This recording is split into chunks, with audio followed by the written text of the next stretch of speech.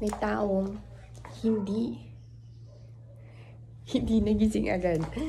So, sobrang late na ako. So, ayun. Bigat ng bag ko.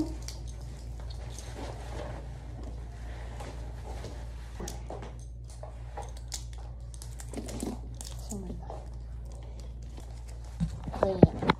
Late ako. Bye-bye.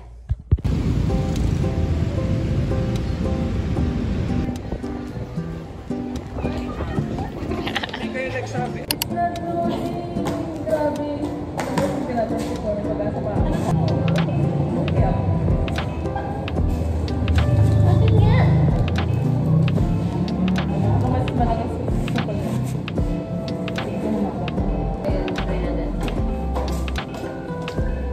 Yan.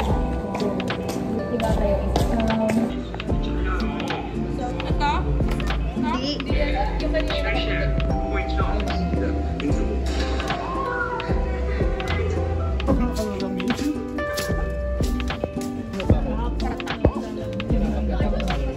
Try. Dave, balik na ice cream mo. Ang gulo na. Alam mo, kaya ako talaga tinatawag na Chaos Vlog to kasi ang daming nangyayari. Hindi ko na din alam kung anong video ko. Basta nag-video ako. Ang chaotic niya and hindi ko alam kung paano siya i-edit. Pero i-edit ko siya chronologically in hope na matuwa kayo kung gaano kagulo ang buhay ko. O, diba? Sana naintindihan nyo. Pero, ayun na nga. So, kakatapos ko lang ang dami kong video today. In fairness, I am very productive for today's day. Wala. Productive ako today. Naglinis ako ng bahay. If you don't know, I live alone. So, naglinis ako ng bahay. Nag-video ako, gumawa ako ng clay products. Gumawa ako ng clay products. Tapos, video ko siya as an artist.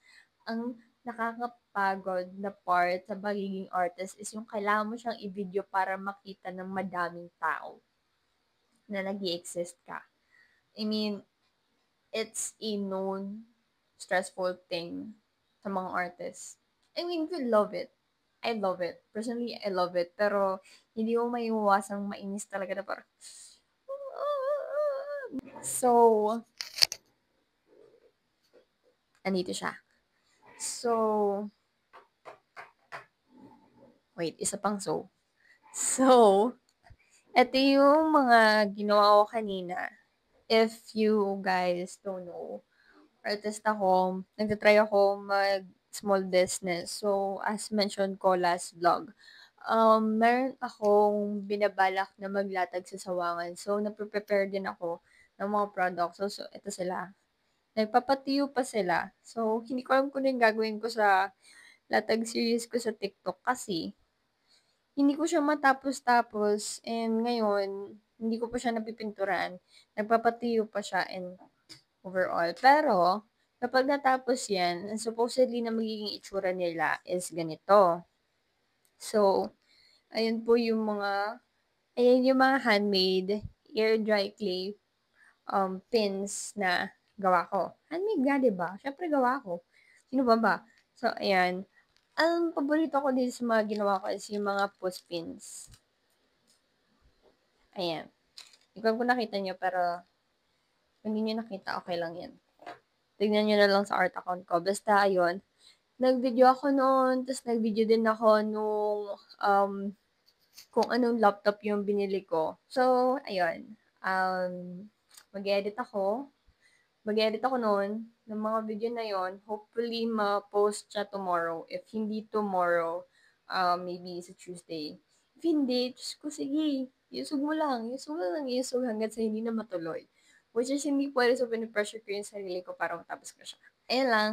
That's all my update for today. And, I'm gonna go edit stuff.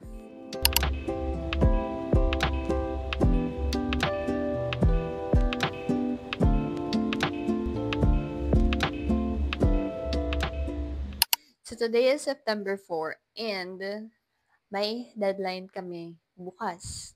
Ang deadline namin is concept or concept sheet and conceptual images. Pero like, i-combine na daw yun ng dalawa. So today, cram tayo. Gagawin ko pa lang siya. Like, gagawin ko pa lang tong, concept sheet namin. Actually, by pair kami. Pero yung ka-pair ko, yung pinapagawa ko ng ibang more info stuff. And ako yung sa drafting din talaga since, strength ko siya. Strength ko ang mag-draft ng cram. Like, mabilis. Ganun.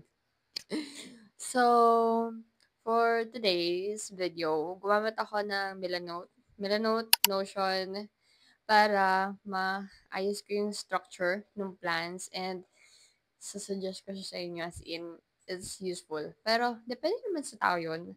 Like, if it doesn't work for you, then, I don't know, anymore. Pero, ako kasi, akong type of tao. Like, ang scrambled, like, halo-halo yung iniisip ko and kailangan ko siyang ma-organize.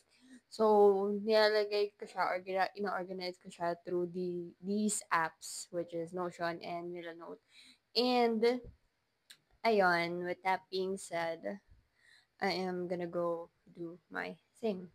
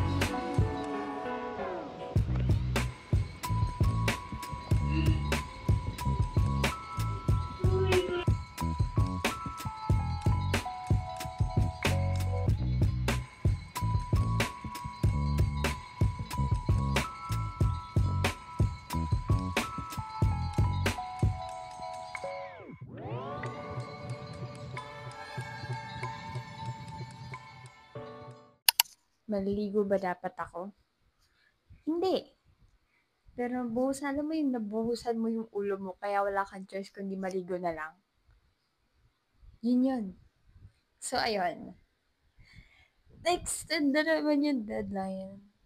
And, tiyatamad ako pero hindi ko dapat peralin yung katamaran ko kasi para matapos ko na to.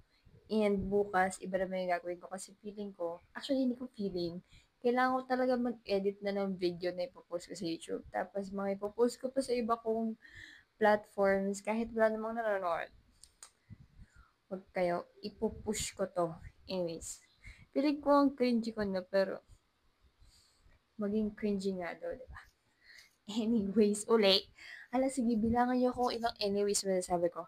Pero na nga, hindi ko alam kung saan patungo tong concept sheet. Hindi ko alam kung saan na patungo tong concept sheet na to. Pero ginagawa ko siya.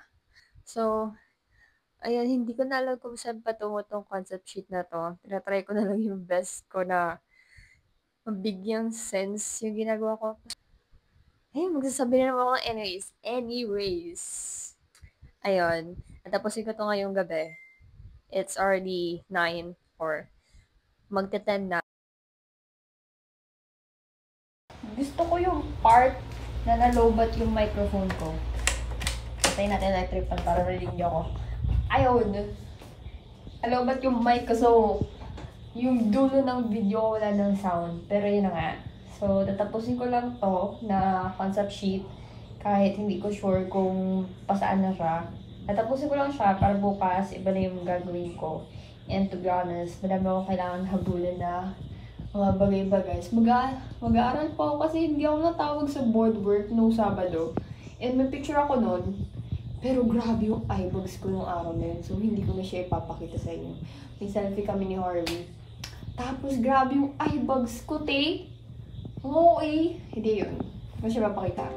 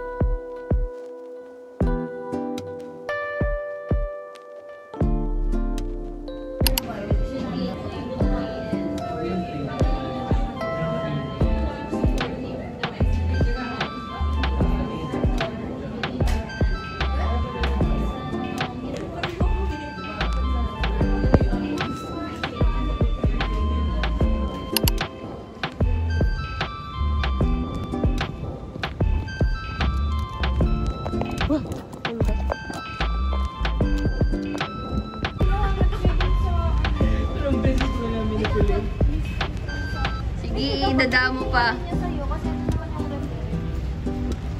Gusto nyo nakalagay yung sa Kasi yung Gcash niya kasi